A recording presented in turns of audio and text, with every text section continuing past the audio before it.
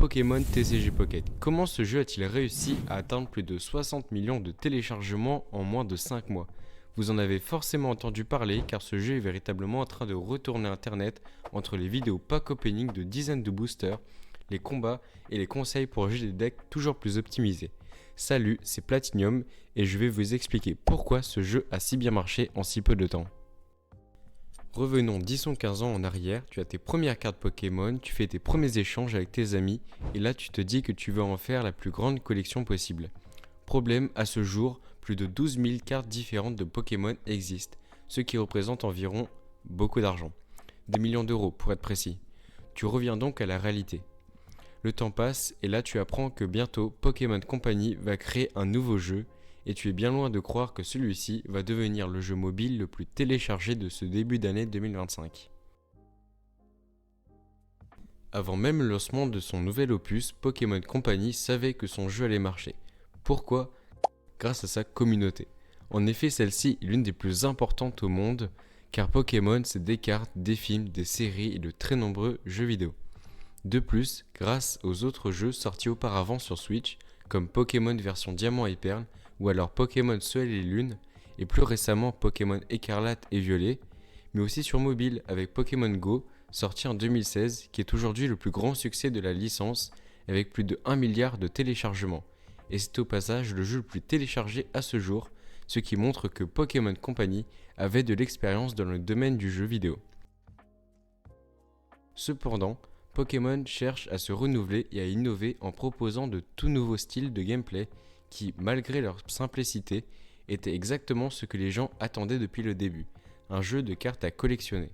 De plus, tout cela a été amplifié par des créateurs de contenu qui réalisent des millions de vues sur YouTube, Twitch ou TikTok.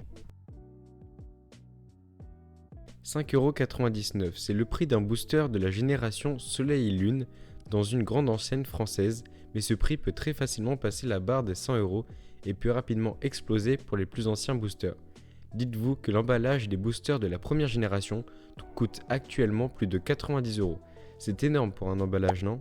Alors que dans Pokémon TCG, 2 boosters par jour sont offerts, 3 pour les comptes premium, ce qui procure la même adrénaline et la même satisfaction à son ouverture que dans la réalité, sans parler des God Packs, avec une chance de dropper de seulement 0,05%, et j'ai eu la chance d'en avoir eu un, inutile de vous dire qu'il a refait ma journée.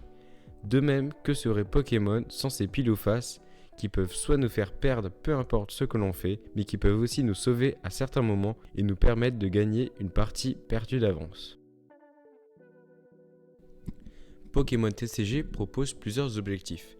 Le plus simple est d'avoir l'entièreté des cartes du jeu, environ 500, uniques sans compter les cartes promo, full art, immersive ou encore les gold. D'ailleurs, vous pensez qu'ils vont rajouter de nouvelles raretés dans le futur ? Et si jamais quelqu'un fait la collection de toutes les cartes, je lui souhaite bon courage car le compteur monte à plus de 700 cartes uniques. Un autre objectif, qui est plus complexe, est d'enchaîner le plus grand nombre de victoires possible durant les événements disponibles tous les mois, et cela demande 3 choses. Le premier est de prévoir les actions de ton adversaire en devinant sa main. La seconde est de jouer des decks dans la méta et de laisser tes expérimentations de decks pour les matchs aléatoires. Enfin, pour terminer, il s'agit de maximiser ta chance. Il n'y a qu'une seule façon d'y arriver. Likez la vidéo et t'abonner. Mais pour aller au-delà, des tournois impliquant un nombre croissant de participants sont mis en place comme l'Ursi Day, qui est le plus connu, dont l'un d'entre eux a permis à un gagnant de remporter plus de 1500€. Pokémon TCG Pocket s'annonce comme l'un des jeux mobiles les plus populaires de 2025. Son concept lui permet déjà d'attirer un très large public. Cependant, malgré son potentiel, le jeu souffre déjà d'un manque de gameplay à long terme avec une restriction à seulement 2 boosters par jour. Les nouveaux joueurs se retrouvent rapidement dans l'impossibilité d'obtenir toutes les cartes, ce qui les restreint dans leur chance de compléter leur collection. De plus, les combats, bien que fidèles à l'univers du TCG, manquent de diversité et deviennent répétitifs avec l'absence d'éléments stratégiques plus poussés ou de modes de jeu plus variés. Je viens de me lancer sur YouTube avec cette première vidéo, alors n'hésitez pas à me donner des conseils et à me donner votre avis sur le montage.